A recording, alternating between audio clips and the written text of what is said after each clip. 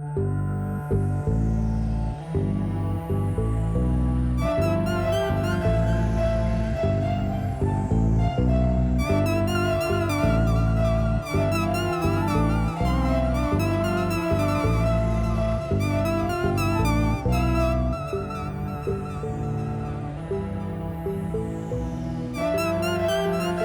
a black man in America isn't easy. Do you older folks think y'all got wisdom? You ain't got a damn thing. How you got wisdom when a cop can shoot your son in the back of the head and you don't do nothing about it? Being a black man in America isn't easy. The Justice Department issued a report saying the town does indeed target African Americans, especially for civil violations, tickets. Ferguson's 67% black, but 90% of the citations issued there go to African Americans. Joining us now from St. Louis, Jeff Werda, spokesman for the Police Officers Association there, and McGraw-Milhaven, radio talk show host on KTR. So, Mr. Milhaven, begin with you. What do you think of the Justice Department report? Just to take that number and put those numbers on it, you show me a good statistician, I'll show you a good liar. All right, but I can give you some perspective. I mean, in the low-level beef of failing to comply, which is like jaywalking and all of that stuff, 94%, Mr. Milhaven, of all citations issued to blacks, they're targeting blacks. They are. I mean, there's no way on earth that high. Because this is a discretionary beef. You don't have to give a ticket to somebody who's not crossing the street properly. They're targeting it. They're doing it for money. They want the money, and it's an easy play. Come on. No question. They're targeting blacks and whites, and everyone knows in St. Louis that it's only 6% of whites get these things. So it's not and whites, it's blacks. Wrong. It's wrong. You know they are. No, it is wrong, Bill, but you have to remember, people get caught for speeding, and the ticket is $100, and listen to me, and in St. Louis, you then plead guilty to a non-moving violation, you're charged. I don't want to get into the weeds on this thing, and everybody makes but if somebody's speeding and goes through a red light, that I don't think is targeting anybody. You do it, you pay. Somebody's walking along on a curb, and they're looking for. Being a black man in America isn't easy.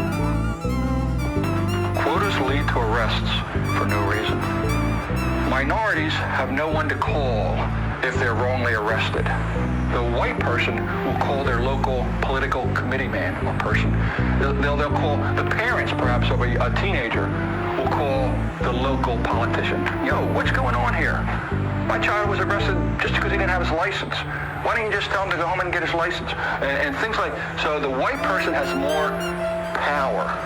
Black people have no connection to the people in power. So you know there's not going to be any blowback on arresting a minority because they don't have any power to complain. If you stop somebody from going through a light, you would say, hey, out of your car. Out of your car. Show me ID. You wouldn't say that. To a white person, you would go up and say, may I see your driver's license, please? And blacks know that. Blacks know when you go up and say, hey, out of your car, now. And then they say, well, what did I do? Oh, what did I do? Don't say that. Don't ask me why I'm stopping you. I said get out of the car. And that's right there, you first disrespect. And I saw that happening, and blacks know it's happening. They know it's not happening to white people, so automatically they start resenting the police just from little things, verbal commands, let alone the physicality of grabbing somebody and putting them in handcuffs while you check their ID. Being a black man in America isn't easy. Imagine being a young black man in college. You're on the swim team. You're hanging out with your swim team buddies at a gathering. Then, out of nowhere, you are jumped, grabbed, held down, and then one of those swim team members who you considered your closest friend at the school grabs a fucking box cutter and carves the N-word into your chest. They carved the N-word into this young black man's chest while laughing like hyenas, thinking it was funny. Now you want to know what makes this story worse? And yes, it actually gets worse. The young man that had it carved in his chest He's the only one that has left the college. The other racist who assaulted this young man and carved that horrible word into his chest are still here at Gettysburg. This young man was an athlete. This young man was going to college. This young man was trying to better himself. And now he is scarred with that on his chest for life. Even if he medically gets it removed, that young man is scarred for fucking life, for trusting his friends, his teammates. They did this to him. These racists are still at this school, guys.